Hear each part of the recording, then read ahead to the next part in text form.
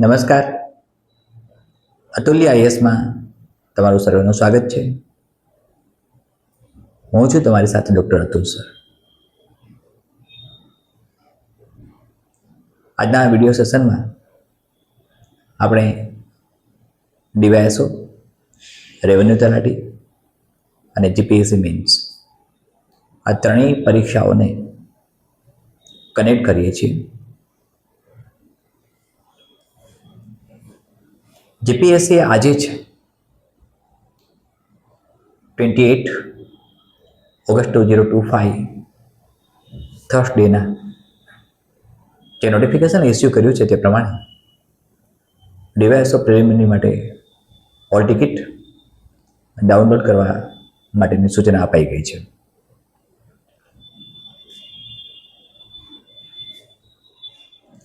પરીક્ષા નજીક છે. આ સંદર્ભમાં અનેક મિત્રો ટેલિફોનિક સવાલો કરતા હોય છે. અમને ગમે છે,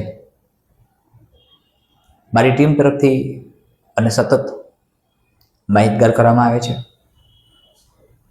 શક્ય હોય તેટલી ઝડપે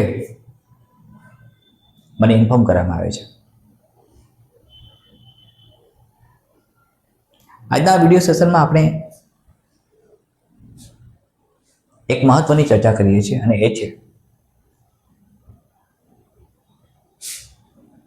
ઇન્ટિગ્રિટી, ઓનેસ્ટી એન્ડ પ્રોબિટી. આ ત્રણ ટર્મ્સને આપણે એથિક્સના સંદર્ભમાં સમજવા છે.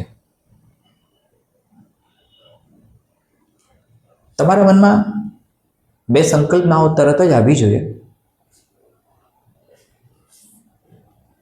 એક છે કોડ ઓફ મોરાલિટી અને બીજી છે code of conduct. Code of morality અને કોડ ઓફ કન્ડક્ટ આ બંનેને જ્યારે તફાવતની દ્રષ્ટિએ જોવામાં આવે ત્યારે કેટલીક બાબતો વ્યક્તિત્વ સાથે જોડાયેલી છે અને કેટલીક બાબતો લો એન્ડ ઓર્ડર સાથે જોડાયેલી છે.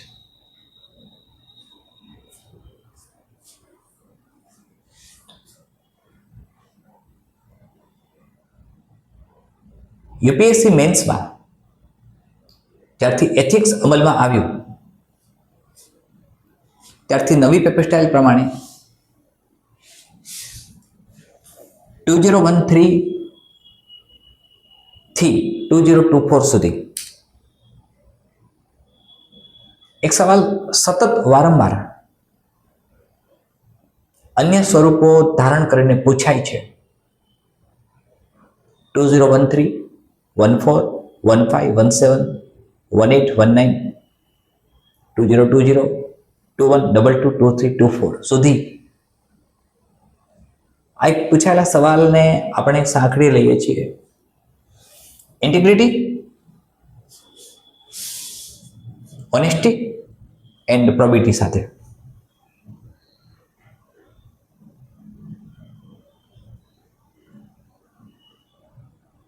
તમને બધાને ખબર છે જેમ OSA 1923, RTI 2005 ક્યાં કન્સેપ્ટ કોન્ટ્રાડિક્ટરી બને છે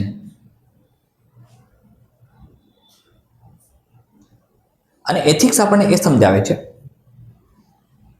કે કોન્ટ્રાડિક્ટરી કન્ડિશનમાં કયા પ્રકારનો નિર્ણય કરવો જે મહત્તમ રીતે સમાજના હિત માટે હોય, પ્રજાના હિત માટે હોય.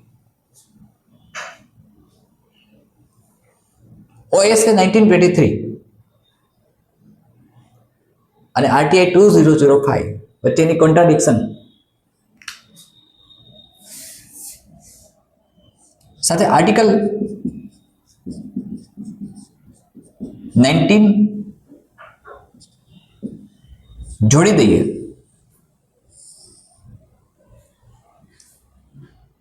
તો ઘણી વાતો સમજાય છે.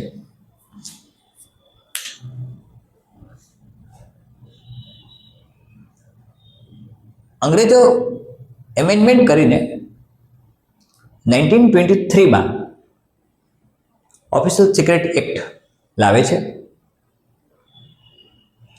જે ચોક્કસ પ્રકારના આશયથી ભારતમાં અમલમાં આવ્યો અને હજુ આજે પણ ચાલુ છે. આરટીઆઈ 2005 માહિતી અધિકારનો નિયમ આવ્યો. તમે એના વિશે ઘણું બધું જાણો છો, સમજો છો. આર્ટિકલ 19 આપણને શું સમજાવે છે ઇન્ડિયન કોન્સ્ટિટ્યુશનમાં એ પણ તમને ખબર છે.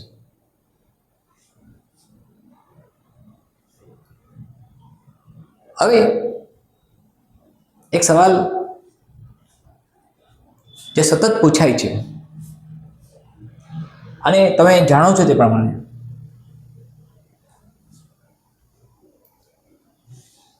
જે નવા પરિવર્તનો થઈ રહ્યા છે, નવી ભલામણો થઈ રહી છે, તે પ્રમાણે ઓએસએ 1923 આરટીઆઈ 2005 માટે ક્યાંક અડચણરૂપ બને છે, બાધારૂપ બને છે, વિક્ષેપરૂપ બને છે તેવું સાબિત થાય છે with the help of article 19.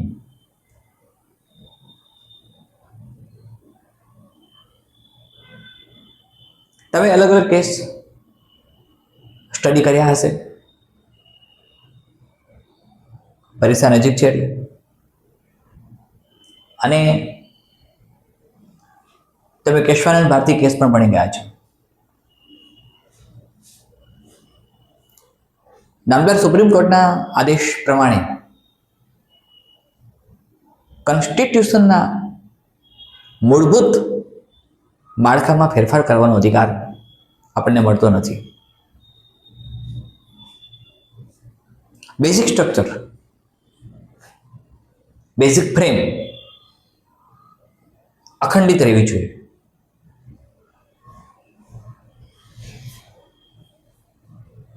Nineteen 1923માં જ્યારે ઓએસએ પાસ થયું ત્યારે અંગ્રેજોએ તેમના સ્વહિત માટે તે પસાર કરેલો, જેથી માહિતીઓ આપી ન શકાય, ખુલાસાઓ આપી ન શકાય, સ્પષ્ટીકરણ કરી ન શકાય.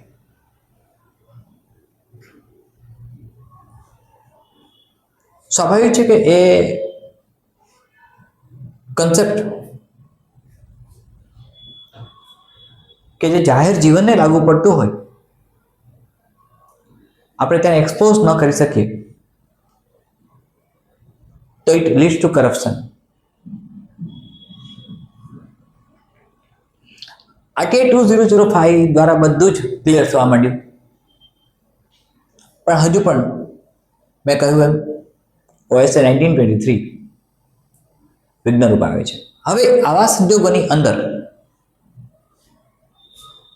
એક અધિકારી તરીકે તમારી પાસે 3 બાબતો આવે છે: ઇન્ટિગ્રિટી, ઓનેસ્ટી અને પ્રોબિટી.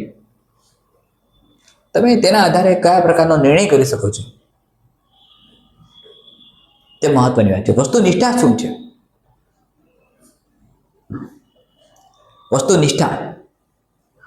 વસ્તુનિષ્ઠા વિશે સામાન્ય રીતે ઘણી બધી બાબતો જોડાયેલી છે. મહત્વની વાત એ છે કે વસ્તુનિષ્ઠામાં ડિસિઝન પ્રોસેસ સામેલ છે. એટલે મહત્વની વાત ડિસિઝન પ્રોસેસ આવે, અને જ્યારે કોઈ પણ નિર્ણય કોઈ પણ અધિકારી બ્યુરોક્રેટ્સ કરે છે ત્યારે એ પૂર્વાગ્રહોથી મુક્ત હોય છે, વ્યક્તિગત બાબતોથી મુક્ત હોય છે.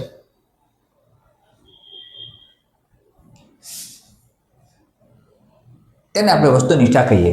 એક સામાન્ય સંદર્ભની વાત કરું છું, હું બ્રોડ એસ્પેક્ટમાં નથી જતો, એક નેરો ફોકસ કરું છું. ઇન્ટિગ્રિટીના આયામ તો ઘણા બધા છે.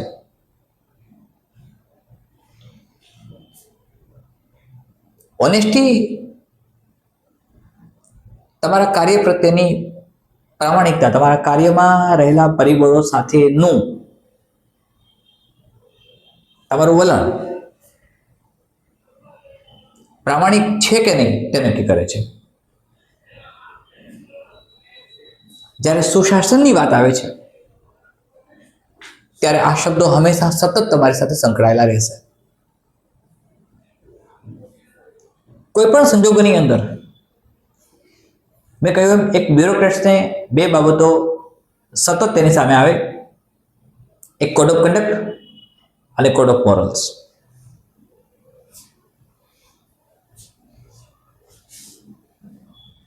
જ્યારે સંતુલિત રીતે કામ કરવાની વાત આવે ત્યારે એ કયા પ્રકારે કાર્ય કરી શકે? Listen to me. OSA 1923 એમ કહે છે કે અમુક ચોક્કસ માહિતીઓ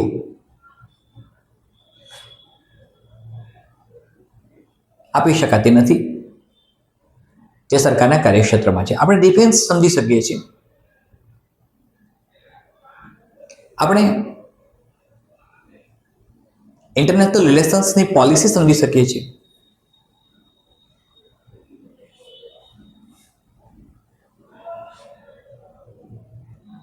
પણ અહીંયા જે વાત કરી છે તે સામાન્ય રેફરન્સના સંદર્ભમાં પણ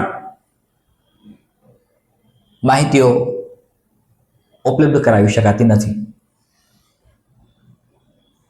હવે listen to me. Integrity, honesty અને પ્રોબિટી છે શું? જેના દ્વારા આ સમસ્યાનો ઉકેલ કેવી રીતે આવી શકે? તો ઈમાનદારી,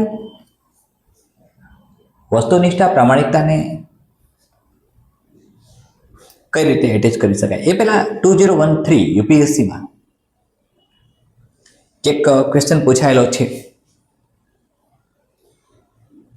આરટીઆઈના અસરકારક અમલીકરણમાં ઓફિશિયલ સિક્રેટ એક્ટ 1923 અવરોધરૂપ ગણવામાં આવે છે.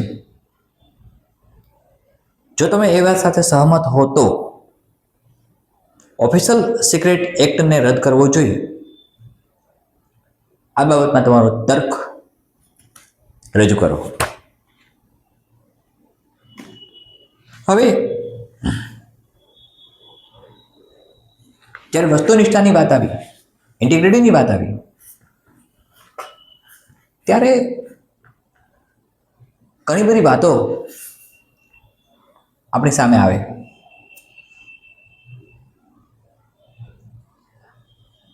જ્યારે ડિફાઇન કરવામાં આવે છે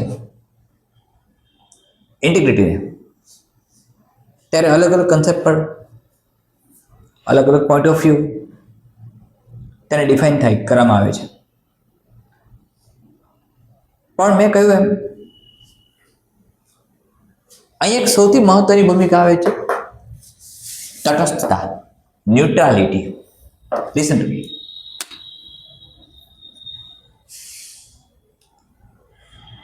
સૌથી મહત્વની વાત આવે અને ન્યુટ્રાલિટીનો એક સ્પષ્ટ અર્થ એવો થાય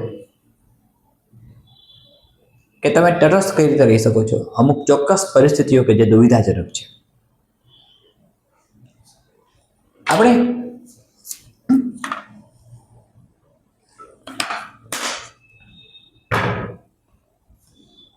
આ બધી પરિસ્થિતિઓનો અભ્યાસ કરીએ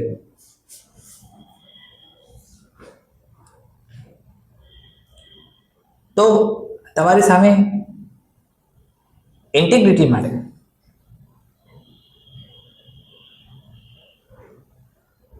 તટસ્થ રહેવાની ભૂમિકાને પ્રામાણિકતા કે ઈમાનદારી સાથે સાંકળી શકાય કે કેમ?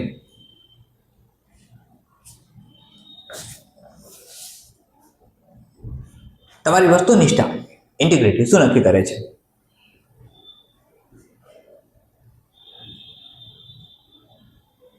લિસન ટુ મી.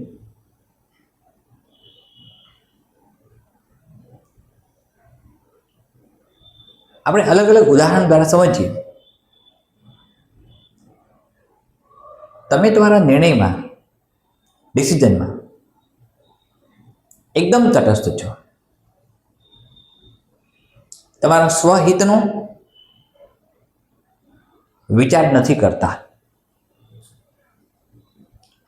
સ્વહિત સાથે કદાચ બીજા પણ હિત સંકળાયેલા હોય, જેવા કે કોઈ એક અધિકારી છે, એક બ્યુરોક્રેટ છે,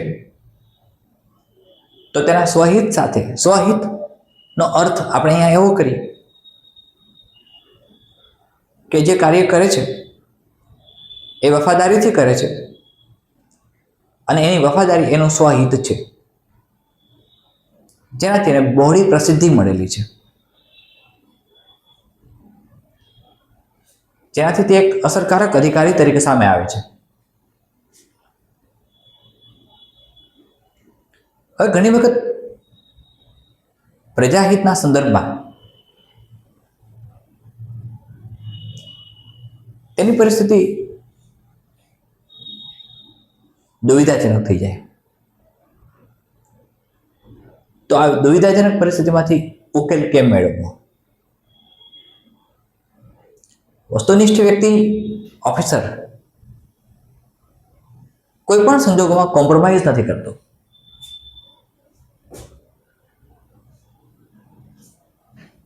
એ કોમ્પ્રોમાઇઝ નહીં કરે. ફોર એક્ઝામ્પલ, કોઈ ઓફિસરને ટ્રાવેલિંગ એલાઉન્સ મળે છે, TADA, સાથે ગવર્મેન્ટ તરફથી એક અધિકારી તરીકે જોઈને સુવિધાઓ આપવામાં આવે છે. એ સુવિધાઓમાં દર મહિને તેને ફ્યુઅલ એલાઉન્સ, પેટ્રોલ ચાર્જ એની કાર માટે છે, સરકારી ગાડી છે, એ પણ આપવામાં આવે છે.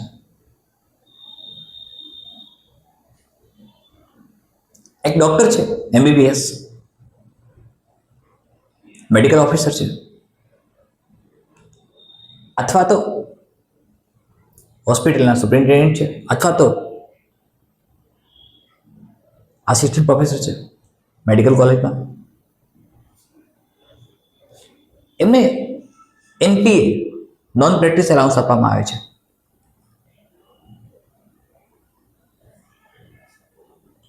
નર્સિંગ સ્ટાફ જે છે તેમને લોન્ડ્રી એલાઉન્સ આપવામાં આવે છે. લિસન ટુ મી. હવે કોઈ MBBS ડોક્ટરને કે જે ગેઝેટેડ ઓફિસર છે, ક્લાસ 2 ઓફિસર છે, મેડિકલ ઓફિસર છે, નોન પ્રેક્ટિસ એલાઉન્સ આપવામાં આવતું હોય ત્યારે એ પ્રેક્ટિસ કરી શકતા નથી. કઈ? Private practice. એટલે કે પેશન્ટને તેમની નોકરીની કલાકો સિવાય પણ તપાસીને કન્સલ્ટેશન ચાર્જ લઈ શકતા નથી, અને એના બદલામાં ગવર્મેન્ટ તરફથી તેને NPA, નોન પ્રેક્ટિસિંગ એલાઉન્સ મળે છે.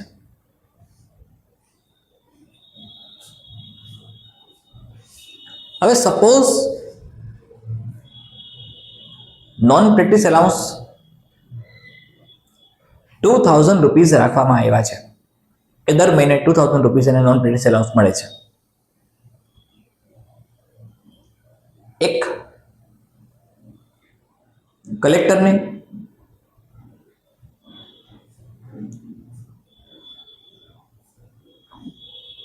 તેમની સરકારી કાર માટે, સરકારી ગાડી માટે, સરકારી વાહન માટે દર મહિને ચોક્કસ ફ્યુઅલ અલાઉન્સ આપવામાં આવે છે. Listen to me. નર્સિંગ સ્ટાફમાં નર્સિંગ સિસ્ટર્સ અને બ્રધર્સને લોન્ડ્રી એલાઉન્સ દર મહિને આપવામાં આવે છે. હવે સપોઝ કે જે લોન્ડ્રી એલાઉન્સ આપવામાં આવે છે એના કરતાં ઓછો ચાર્જ તેને આપવો પડે છે લોન્ડ્રી માટે. નોન પ્રેક્ટિસ એલાઉન્સ આપવામાં આવે છે એક ડૉક્ટરને, ગેઝેટેડ ઓફિસરને, MBBS ડૉક્ટરને, મેડિકલ ઓફિસરને, ત્યારે તે મેં કહ્યું એમ કન્સલ્ટેશન ચાર્જ વધારાનું લઈ શકતા નથી. હવે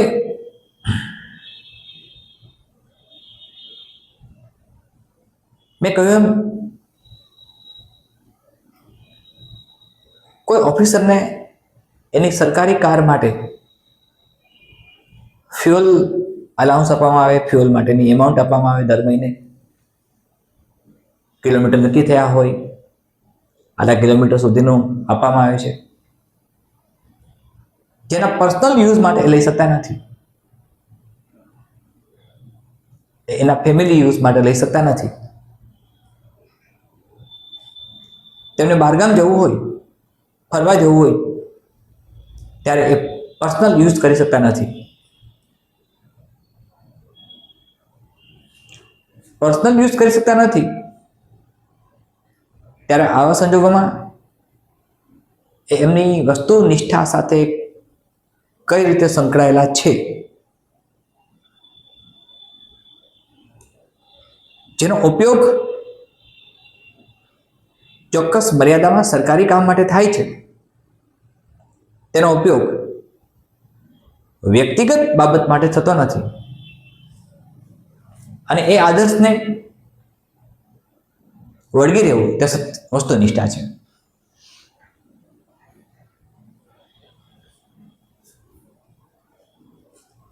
તમને કદાચ એક એક્ઝામ્પલ યાદ હશે, તમે સાંભળ્યું હશે, ગોંડલના મહારાજા ભગવતસિંહજી બાપુ, તેમની ન્યાયપ્રિયતા, વસ્તુનિષ્ઠા, ઈમાનદારી આ બધા માટે પ્રસિદ્ધ છે.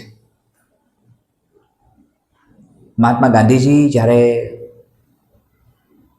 ગોંડલની મુલાકાતે આવે છે અને રાજ્ય અતિથિ બને છે અને સરકારી ગેસ્ટ હાઉસમાં તેમને 4 દિવસનું રોકાણ આપવામાં આવે છે સરકારી ખર્ચે.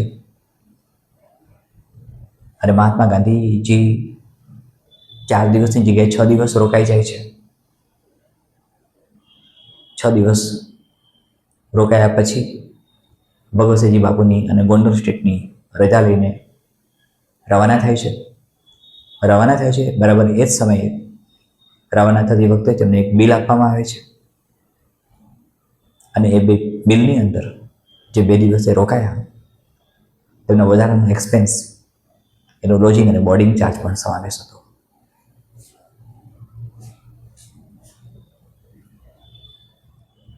તો એ વસ્તુનિષ્ઠા બતાવે છે.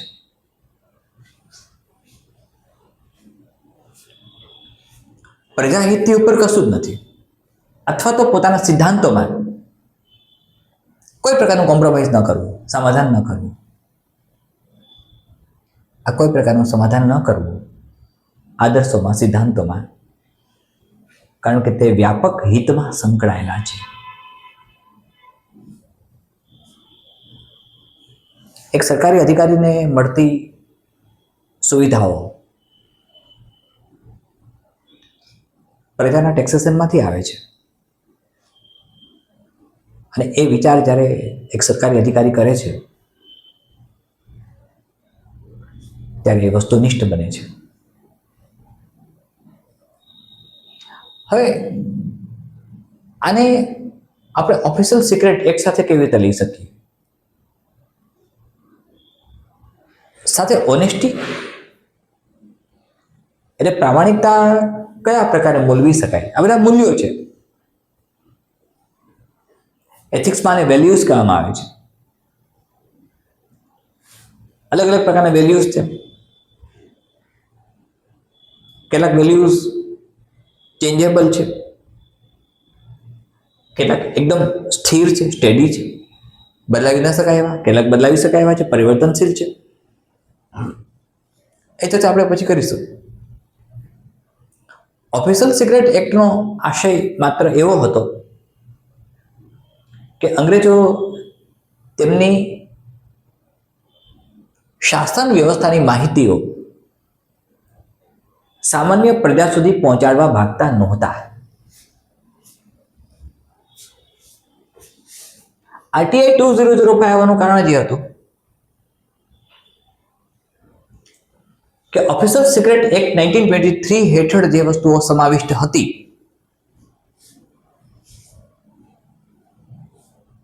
એ ડિસ્ક્લોઝ થાય. આર્ટિકલ 19 તમે જાણો છો. હવે આ આરટીઆઈ 2005 અને આ બંને જ્યારે પેરેલલ ચાલુ છે ત્યારે કોન્ટ્રાડિક્શન આવે છે.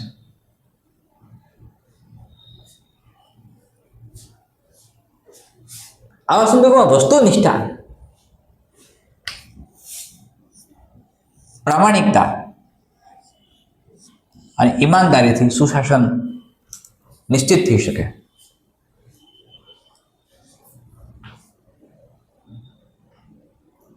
જે સરકારી વિગતો જાહેર કરવાની છે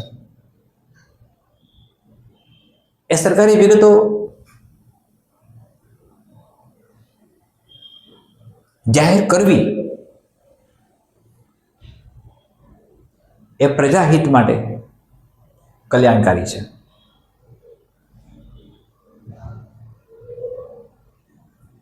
વ્યક્તિગત બાબતોનો સમાવેશ થતો નથી, પણ સમાજ હિત માટે, સમાજ કલ્યાણ માટે, પ્રજાહિત માટે જે લાગુ પડે છે તે બધી બાબતોનો તેમાં સમાવેશ થવો જોઈએ, થાય છે. ઓફિશિયલ સિક્રેટ એક્ટ 1923 માટે તો તમે જાણો છો તેમ જે reformation commissions second reformation commission administrative point of view ARC, એ સેકન્ડ એઆરસી માં એક ભલામણ થઈ છે કે ઓએસએ 1923 રિમૂવ થવો જોઈએ, પણ થયો નથી.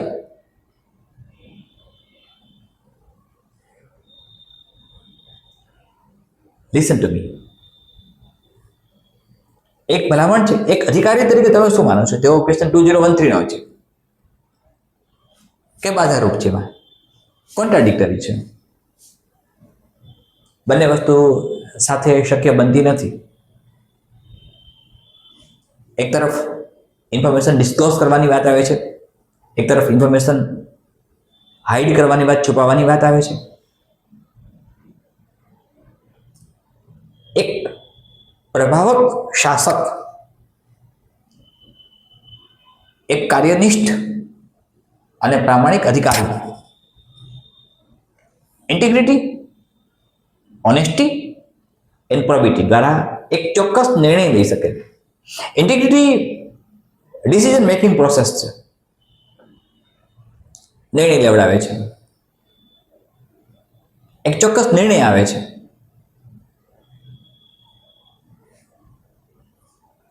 Listen to me carefully. જ્યારે તમને સમજાવું તો ખ્યાલ આવશે. થર્ડ અમ્પાયર અને ડિજિટલાઇઝેશન, કોમ્પ્યુટરાઇઝ ડિસિઝન્સ જ્યારે ક્રિકેટમાં લેવાતા નહોતા અને ક્રિકેટમાં માત્ર અમ્પાયર્સ દ્વારા નિર્ણય લેવાતા, ત્યારે એક તમે ઇમેજિન કરો કે કોઈ એક મેચ ચાલી રહ્યો હોય અને એ મેચ દરમિયાન, ક્રિકેટ મેચ દરમિયાન એક છેલ્લો બોલ બાકી હોય, જીતવા માટે એક જ રનની જરૂર હોય. લિસન ટુ મી. જીતવા માટે માત્ર એક જ રનની જરૂર હોય અને બેટ્સમેન રમતો હોય છે સામે બોલર મીડિયમ પેસર છે અથવા ફાસ્ટ બોલર છે, દૂરથી દોડીને આવે છે, છેલ્લો દોડો છે, છેલ્લો બોલ છે. મેચ એકદમ રોમાંચક સ્થિતિમાં છે. બેટ્સમેન દડાને હિટ કરે છે, રન લેવા દોડે છે. રન પૂરો કરે તે પહેલા કદાચ થ્રો લાગી જાય છે સ્ટમ્પને. ડિસ્ટન્સ ઓછું છે.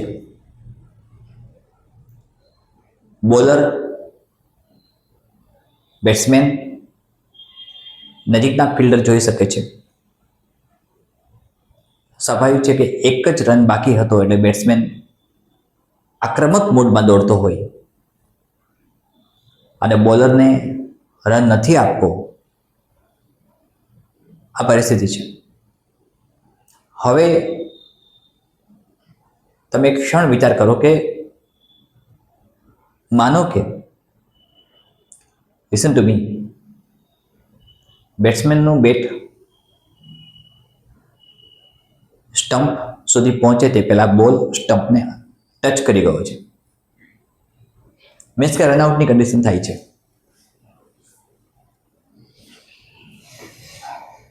બોલર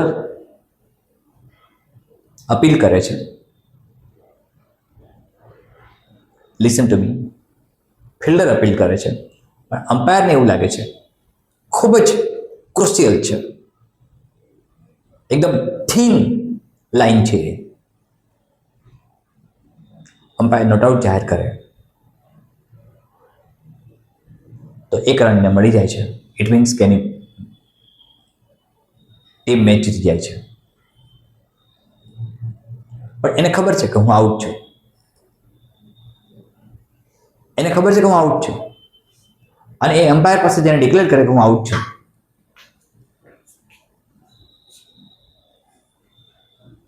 તો એ એની ટીમ માટે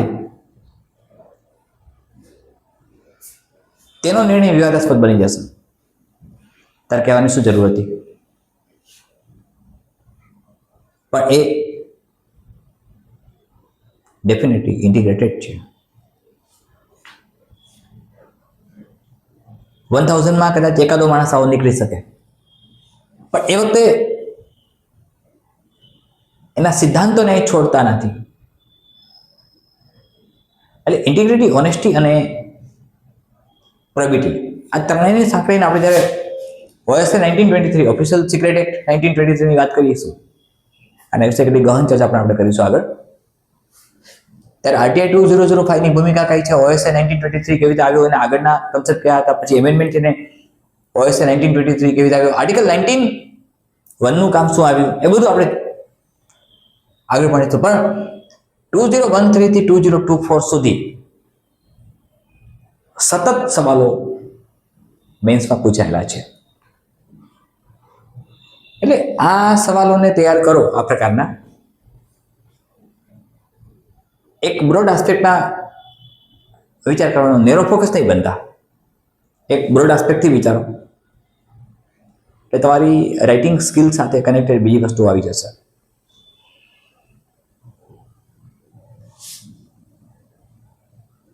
OSA 1923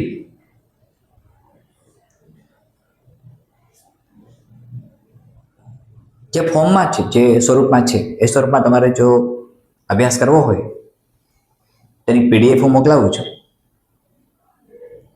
તમે ચોક્કસ એના પર અભ્યાસ કરજો.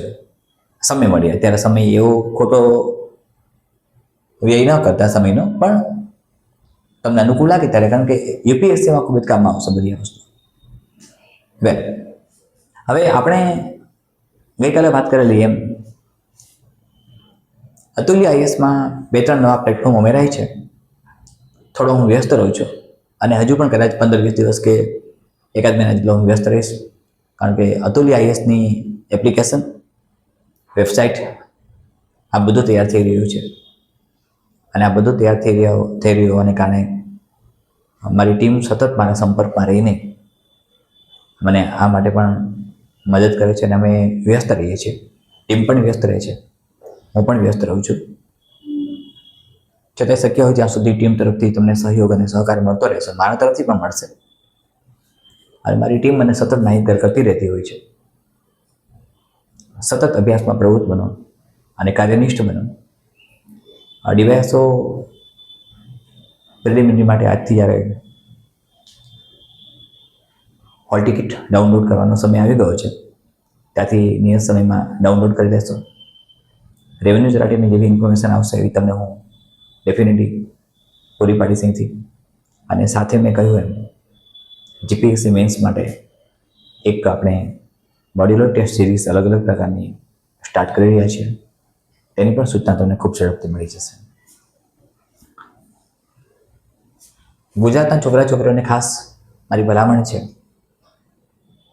કે મહેનતમાં કચાશ ન કરતા સતત અધ્યયન કરતા રહેશો. વિવાદાસ્પદ બાબતોથી દૂર રહીને તમારી જાતને સતત અધ્યયન, અભ્યાસ, વાંચન, લેખનમાં પ્રવૃત્ત રાખો. અને વિચારો તમારા મગજમાં પ્રવેશવા ન દો. કારણ કે એક સેશનમાં મેં કહ્યું હશે એમ હ્યુમન બ્રેઇન ક્યારેય પણ ઇમેજિનેશન અને રિયાલિટીનો ડિફરન્સ કરી શકતું નથી. એટલે એ કોઈ મુશ્કેલ સ્થિતિમાં આવી જાય અને આપણે પણ ડાયલેમા અથવા તો ડાયલેમેટિક કન્ડિશનમાં આવી જઈએ, એવું ન થવું જોઈએ. તમારી તૈયારીઓ એ પ્રકારે કરો કે તમને શક્ય હોય ત્યાં સુધી રાઇટિંગ સ્કિલમાં પ્રોગ્રેસિવ બનો. તમારી રાઇટિંગ સ્કિલ સતત વધારતા રહો. દિવસના 15 થી 20 સવાલોના ઉત્તર લખાવા જોઈએ એવું ગઈકાલે મેં કહ્યું હતું અને આજે પણ કહું છું કે 15 થી 20 સવાલોના ઉત્તર એવરીડે લખાવા છે. ગઈકાલના સેશનમાં આપણે કેલ્ક્યુલેશન કરીને કેટલી મિનિટ તમારી વર્ડની સ્પીડ કેવી હોવી જોઈએ અને ટાઈમ લિમિટને કન્સિડર કરીને એના વેરિએશન આપણે કેવું પરફોર્મ કરી શકીએ, કેટલું લખી શકીએ, તમારી વિચારોની ઝડપ, તમારી લખવાની ઝડપ સાથે ટ્યુનિંગ કેમ થાય છે એની પણ ગઈકાલે વાત કરેલી આપણે ઘણી બધી. એટલે આ બધી વસ્તુઓને કન્સિડર કરીને તમારી રાઇટિંગ સ્કિલને ડેવલપ કરો. પીવાયક્યુઝ તમારી પાસે હશે જ. રેફરન્સ બુકના આધારે એ પીવાયક્યુઝ ઉપર નજર નાખો. તમને કંઈ ના સમજાતી વાતો માટે અતુલ્ય આઈએસની ટીમ તમારી સાથે છે, હું પણ તમારી સાથે છું. જ્યાં પણ જરૂર લાગે ત્યાં તમે સંપર્ક કરી શકો છો. ફરીથી મળીએ છીએ મિત્રો. સતત અભ્યાસ કરતા રહો, વ્યસ્ત રહો, મસ્ત રહો. ધન્યવાદ.